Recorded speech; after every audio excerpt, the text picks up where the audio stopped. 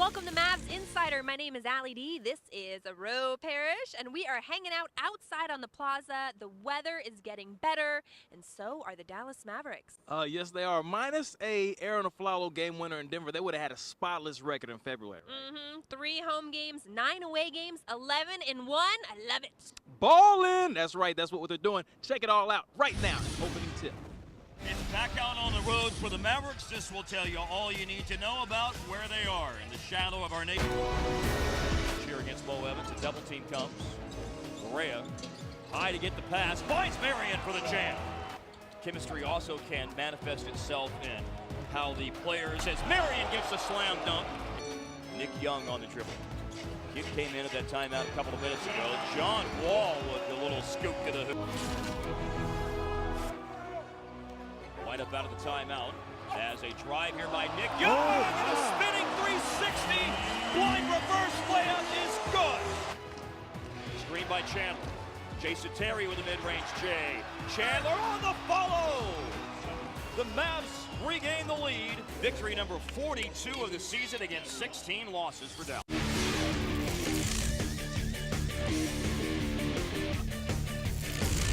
So I have my sweats in one section, makes it easier getting dressed to go to practice. And then t-shirts, gym shoes. See, if I want to get a shirt, I just pull one down like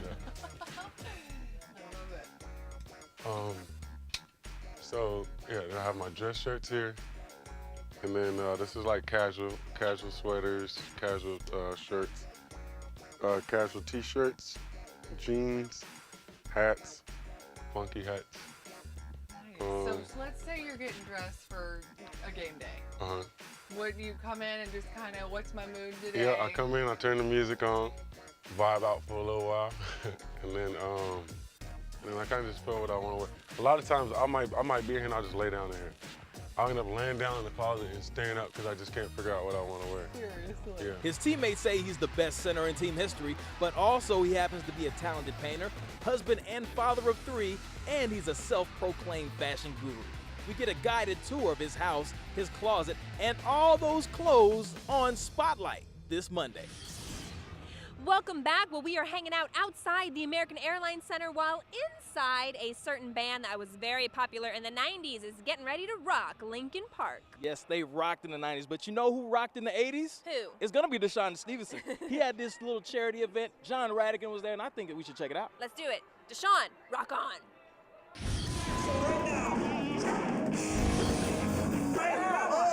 That's crazy. We've been talking about that for years. That's crazy. And after Stan Halen shook it all night long, it was time to go home sweet home. John Radigan for Mavs Insider. Ro, tell me your favorite song from the 80s. Let's see. I like Def Leppard and Poison, but I can't come up with one song. I just like groups. How about that? I like the Beastie Boys. Kick it! Yeah. All right, we'll be back right after this. You gotta fight for your right to watch Insider.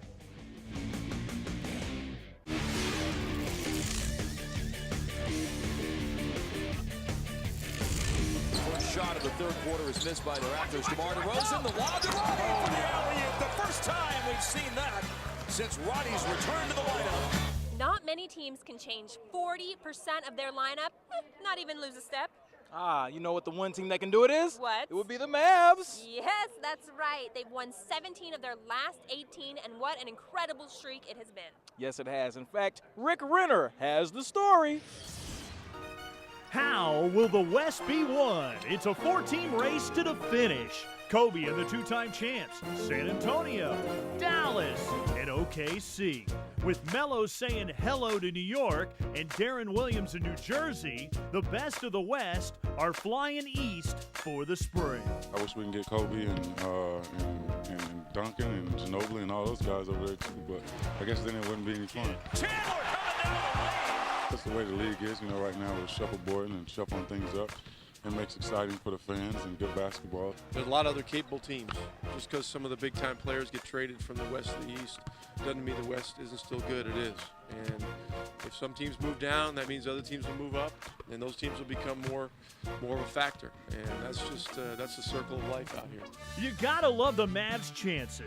They've weathered the storm of Dirk and Caron Butler injuries. Rick Carlisle has done a masterful job of juggling lineups to make up for Butler's offense. The Mavs own the league's deepest bench, and it's not uncommon to see 7 or maybe even 8 different Mavs get double figures in a single game, while the team shoots over 50% from the floor. Well, look, we've had to make up for Caron's loss by committee. It's a combination of everybody picking it up a little bit. Basically, the Mavs picked up 2 first-round picks without giving up anything. The hot shooting of Peja and the speed of Roddy B. Beaubois' highly anticipated return didn't happen until the 55th game, but fans view him as a savior. Easy to remember his 16 points in 21 minutes work in Game 6 of the playoffs against the Spurs. You know, that made me want to work even more because they believe in me, so that pushed me, and I just want to help the team. I think the big thing is our transition game will probably pick up with him on the floor, being able to go coast to coast, you know, being able to knock down the 3, and then, you know, being able to put pressure defensively, getting the ball in the paint and being able to make the right plays. And, you know, I think that's something that would definitely make the game easier for everybody. With the smarts of J. Kidd, the speed of Roddy B, and the changeup of J.J. Barea, one of the game's greatest three-point shooters has found a fit in Big D. Stojoakvic, a 3-ball by Peja, gets Dallas on the board to start it up. An open 6'10" gunner like Peja is a serious weapon with all those double teams for Dirk. Quick release, pull-up 3, yes sir, Peja. We're playing pretty good basketball right now. Hopefully we can stay consistent and keep building, keep improving, and I believe this team could do something special in the playoffs. If you think about it, the Dallas Mavericks are that rare team in the West that actually made addition without subtraction. It's easy to make the comparisons to that Western Conference champion Mavericks team back in 05 and 06. The question is this team's version better than that one? Better team here overall, to a man. Personnel, understanding of the system. I mean, that team in 06, it was phenomenal what we did. We overachieved, but this team is built to win it. And I think the biggest difference for us right now is Tyson Chandler in the middle, and then our acceptance of our roles. You know, our bench is the best in basketball. So you're saying basically this team's going to the NBA Finals?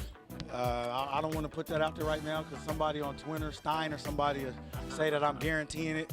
But I feel very confident that we'll be playing late into the season. Thanks, Rick. Now, the Mavs' chemistry during that winning streak didn't miss a beat.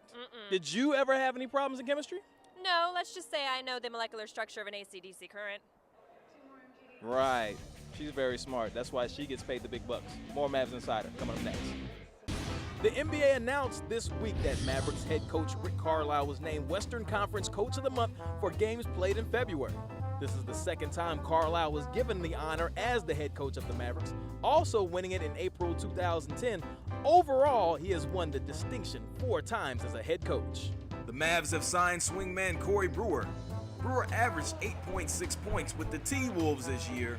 Was involved in the Carmelo Anthony trade, but the Knicks bought out his contract, making him a free agent. Reports are the Mavs beat out the Spurs and the Celtics for his services. Welcome back to Mavs Insider. It's time now to introduce you to a new member of the team for us. Yes, now if you're in the know in Dallas, you should know all about Val Rose, or known as Coach Val. Big time ballers, you know what time it is. That's right, he's been the coach at Hoop Camp for as long as I can remember. Hey, Coach Val, he's about to show you how it's done. Let's take it away. I'm Coach Val from Mavericks Hoop Camp. And this is Hoops 101. One of our signatures with threes. Thanks, Coach. Now, one guy on the team that could give a shooting lesson of his own is Peja Stojoakvic. Nice segue, Ro. I know. You should pat yourself on the back for that one. I will. All right, while Ro is spraining his shoulder, trying to pat himself on the back, Jet and Peja were recently on Brady Tinker's radio show. Let's check it out. Welcome in, everybody. For the first time, we're going to let him talk. Peja Stojoakvic in the house. Whoa. Good to have you here. Last night was fun. Is it getting more fun? I'm getting more comfortable as the games goes on, and I'm spending more time with the guys on the floor, practicing together, playing together. It's comfort level is increasing. All the guys were very supportive. Jet was from the very first moment, he was like, just shoot the ball, don't worry about it. And it's so easy to play with those guys because they all know basketball, they're all unselfish, and it makes it so much easier for all of us. And being on such a good team, it's a pleasure. I don't want to overemphasize the fact that if our defense don't stop you, our offense will.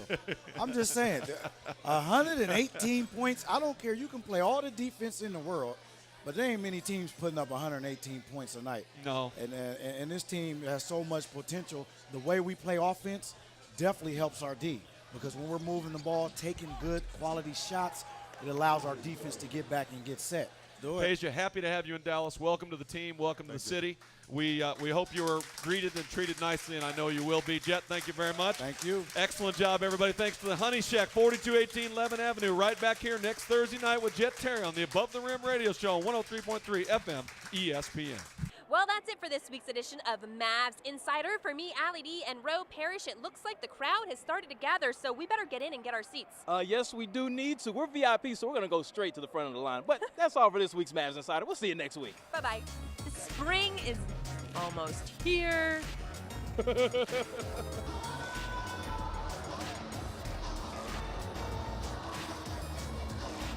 Lincoln Park, a favorite in the 90s. Oh, yes. Speaking of the 90s, let's go in the Wayback Machine to the 80s. Deshaun was rocking on. I never heard the Wayback Machine. You haven't? No. That's right. He is in cooching camp. Wow.